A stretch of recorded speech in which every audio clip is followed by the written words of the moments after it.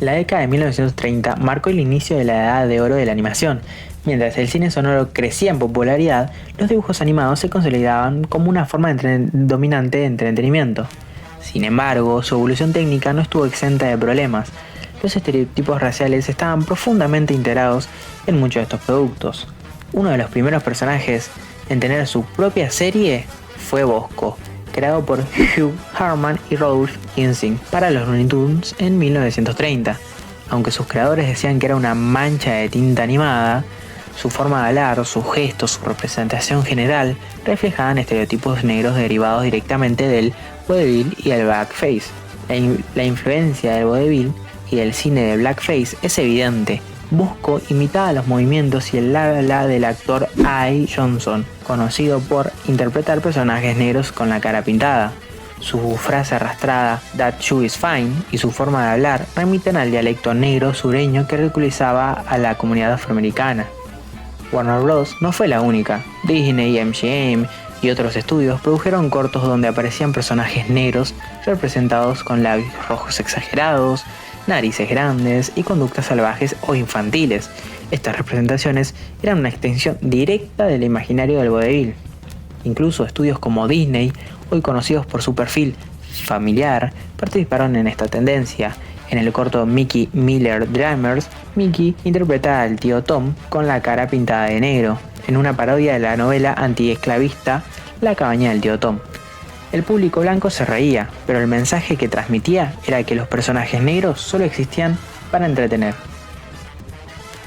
Un detalle técnico, pero que revela mucho, los famosos guantes blancos. Desde Mickey hasta Bosco, estos guantes tenían origen en el vodevil, donde los artistas usaban guantes blancos para que sus manos se destacaran en escena, pero en la animación también servían para blanquear a los personajes, suavizar su negritud y volverlos más aceptables al público blanco.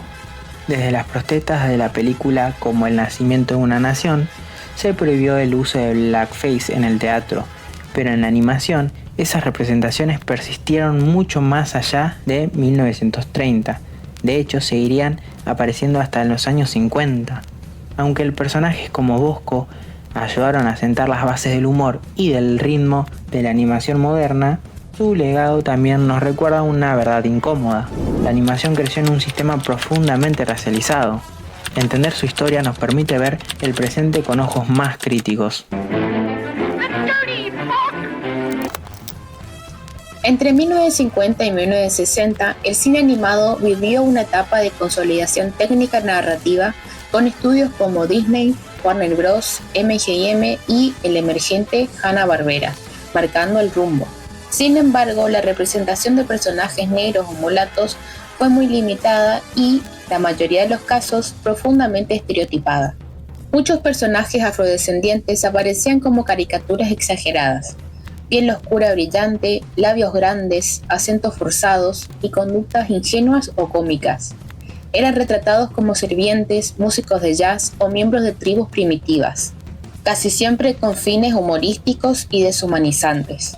Un ejemplo muy conocido es Mammy Two Shoes, la criada negra que aparece en varios cortos de Tom y Jerry, representada con acento sureño y sin mostrar nunca el rostro completo. También seguían circulando producciones anteriores como Coal Black and the Seven Dwarfs, una parodia racista de Blancanieves que hoy forma parte de los llamados Censored 11 de Warner Bros., retirados por su contenido ofensivo. Disney, por su parte, evitó completamente incluir diversidad racial. Películas como Cenicienta y La Bella Durmiente muestran universos blancos y europeos, sin presencia de personajes negros, ni siquiera en roles secundarios. A finales de la década, el auge del movimiento por los derechos civiles en Estados Unidos comenzó a generar una conciencia crítica. Esto llevó a la censura o modificación de algunos contenidos y a una progresiva desaparición de los estereotipos más extremos. Aún así, la representación auténtica y positiva de personajes negros seguía siendo prácticamente inexistente.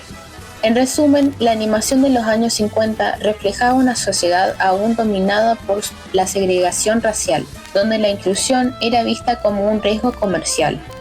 Serían décadas posteriores cuando la industria comenzaría lentamente a reconocer y corregir estas ausencias.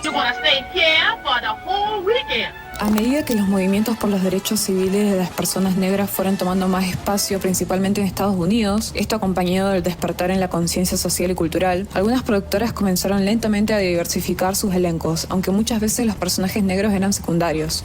Tenemos a Fat Albert and the Cosby Kids en 1972, que fue una serie animada creada por Bill Cosby.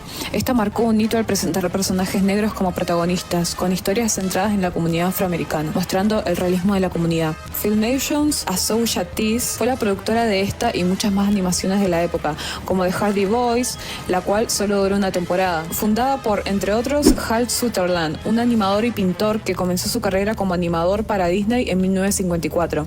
Estas animaciones retrataban una imagen mucho más inocente y apta para todo público. Sin embargo, otras producciones se encargaron de ser más crudos y mostrar animaciones más maduras. Por ejemplo, Fritz the Cat, una película animada de categoría X debido a su alto contenido de humor negro. A medida que la industria de la animación declinaba, Ralph Bakshi intentó innovar y fue pionero de la animación para adultos. Además, este mismísimo Ralph Bakshi dirigió El Señor de los Anillos. En esta se utilizaron en algunas escenas técnicas de rotoscopía para mayor realismo.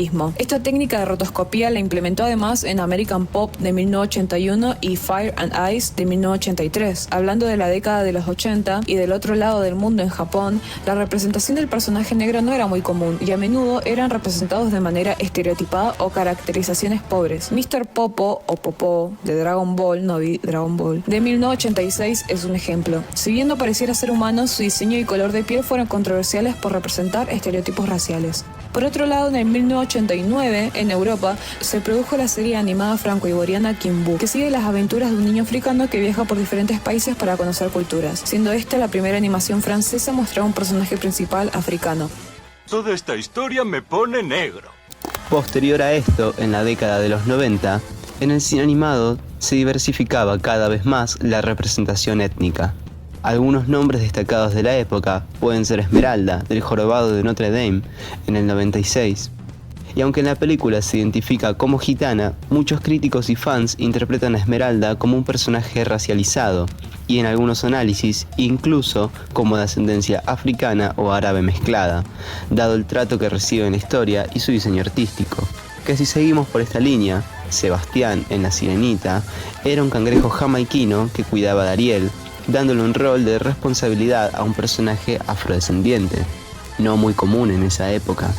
Susie Carmichael, de los Rugrats, es una afroamericana, hija de una familia profesional, culta, amorosa y equilibrada.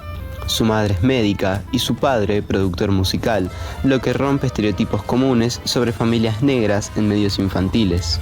Tiene 3 hermanos y su familia representa una visión muy positiva y moderna de la experiencia afrodescendiente en Estados Unidos. Ya en el nuevo siglo, al otro lado del mundo, en Oriente se comenzaba a implementar la variedad étnica en sus pantallas de manera vanguardista para lo que era aquel cine en esa época. Por ejemplo, Dodge en Black Lagoon era el líder de un grupo mercenario, Lagoon Company. Es un hombre afrodescendiente y su diseño podría interpretarse como mulato. Tiene un papel serio, de autoridad y muy respetado. Mientras que si volvemos a Occidente, en Disney ya se usaban personajes mucho más carismáticos, como Frozono en Los Increíbles, personaje que destaca por su carisma y buen recibimiento del público en general. Entre 2010 y 2020, la representación de personas de color en la animación fue limitada, muchas veces estereotipada o incluida con fines más políticos que artísticos. Dentro de ese marco, los personajes mulatos, aquellos de herencia mixta, afro y europea o latina, estuvieron prácticamente invisibles. La atención se centró en representar personajes negros en general, sobre todo mujeres afro como figuras fuertes, pero sin profundizar en los matices del mestizaje, los tonos de piel intermedios, ni las identidades cruzadas. Algunos ejemplos destacan Miles Morales en Spider-Man Into the Spider-Verse 2018. Fue un hito afrolatino con madre puertorriqueña y padre afroamericano. Su identidad mixta es el eje de su historia. No es el Spider-Man diverso, es el Spider-Man de su tiempo. Granite en Steven Universe 2013 y 2020 es una fusión de dos gemas distintas, leída por muchos como una metáfora del mestizaje, aunque simbólica, no se aborda de forma directa. En Coco 2017, la animación celebra lo mexicano, pero borra por completo la diversidad étnica real de México, excluyendo afrodescendientes y otras mezclas visibles en regiones como Veracruz o Guerrero. Los problemas comunes fueron el colorismo, preferencia por tonos claros, el blanqueo visual de rasgos y la falta de contexto cultural híbrido. Sin embargo, hacia 2020 empezó a generarse un cambio. La animación comenzó a mirar con más interés al mestizaje real y las identidades complejas. Las semillas están plantadas.